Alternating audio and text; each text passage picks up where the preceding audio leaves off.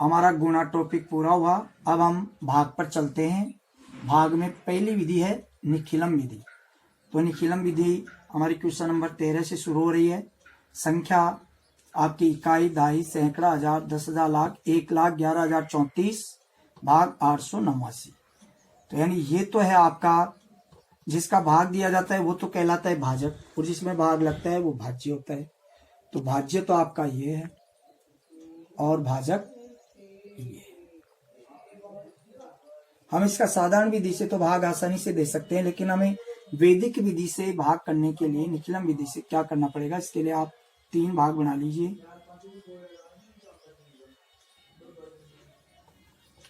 हमारे पास भाजक है 889। यहाँ पर हम आधार 1000 मान के चलेंगे, क्योंकि 889 वो लगभग 1000 के निकटतम की संख्या है।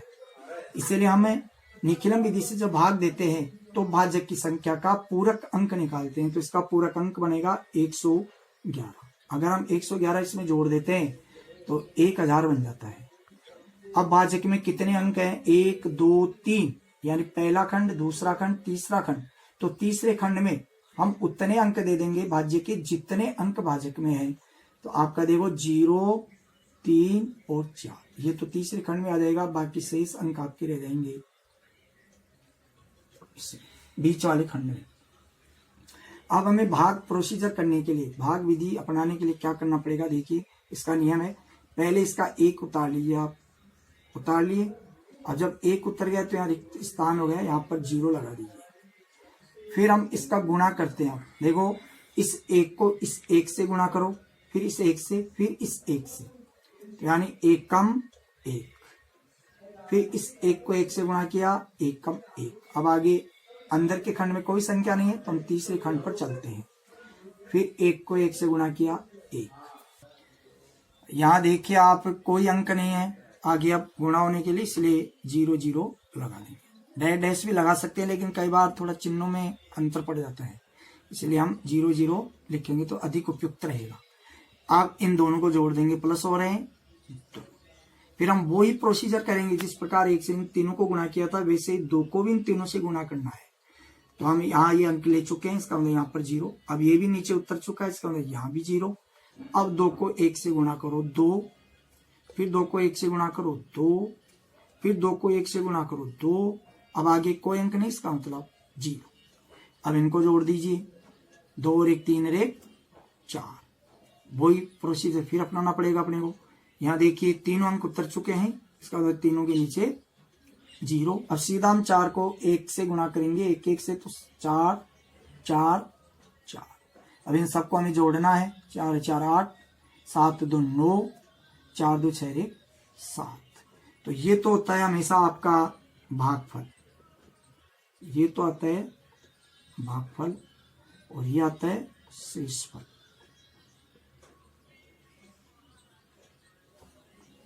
अब भाग विधि में आपके सूत्र प्रावर्त्य द्वारा गुणा आता है। सूत्र प्रावर्त्य, अब हम सूत्र प्रावर्त्य द्वारा भाग सीखेंगे। तो इसके लिए हमारे पास क्वेश्चन नंबर 16, इसमें आपका भाज्य 13,385 और भाजक 131 है। तो हम भाजक में आधार 100 मान के चलेंगे। तो 100 मान के चलते हैं तो आपका विचलन आता है 31। ये धनात्मक आएगा क्योंकि 100 से ज्यादा है 131। वो हमें खंड बनाने होंगे। पहले खंड में आप 131 लिख दीजिए ऊपर। अब यहाँ पर देखिए आधार 100 मानते हैं, मान लीजिए इसका बेस 100 है तो 2 0 आ रहा है, इसलिए हम 2 अंक भाज्य के इधर रख देंगे, 85, और शेष अंक आपके बीच वाले खंड में आ जाएंगे। अब विचलन 131, यानी 131 में 100 गया तो 31 धनात्मक बच रहा है प्लस के, इसलिए हम यहाँ पर पहले 31 लिख देंगे। अब हमें परावर्त्य करना, इस जो विचलन आया है इसके विपरीत चिन्ह से लेंगे। अब तो यहाँ धनात्मक है तो इसको विपरीत चिन्ह में हम माइनस और -1 यूं भी लिख सकते हैं, लेकिन इसको अगर मान लीजिए विनकुलम में लिख दे तो थोड़ा अच्छा रहेगा। तो वही माइनस से मानी जाती है संख्या। तो 3 पर विनकुलम और 1 पर विनकुलम। अब हम भाग की प्रोसीजर करेंगे। वही विधि है जो हमने पहले बताई थी, निखिलम विधि की तरह ही। इसमें एक एक अंक उतारते जाएंगे। पहला अंक उतारिए। अब यहाँ कोई अंक नहीं, इसका मतलब 0। अब 1 को विनकुलम 3 से गुणा किया, विनकुलम 3, विनकुलम 1, आगे अंक नहीं, इसका मतलब 0 0। फिर आगे 3 में से 3 गया क्योंकि माइनस का 3 है, प्लस का 3 है, तो 0। फिर वही प्रोसीजर 0 0 0 और 0 हो गया, कोई अंक नहीं, इसका मतलब यहां पर देखिए 0 और 0, यहाँ डैश 0, यहाँ भी 0, यहाँ भी 0। अब 3 में से 1 गया तो 2 बच रहा है, तो देखिए तीनों अंक उतर चुके हैं, इसका मतलब तीनों में 0। अब 2 को 6 से गुणा कर तो विनकुलम 6 बनेगा और ये विनकुलम 2 बनेगा आपका। देखिए 85 में से 62 घट रहा है, 5 में से 2 जाता है तो कितना बच रहा है आपका 3। 8 में से 6 गया तो 2 बच रहा है, तो आपका ये तो हुआ है भागफल,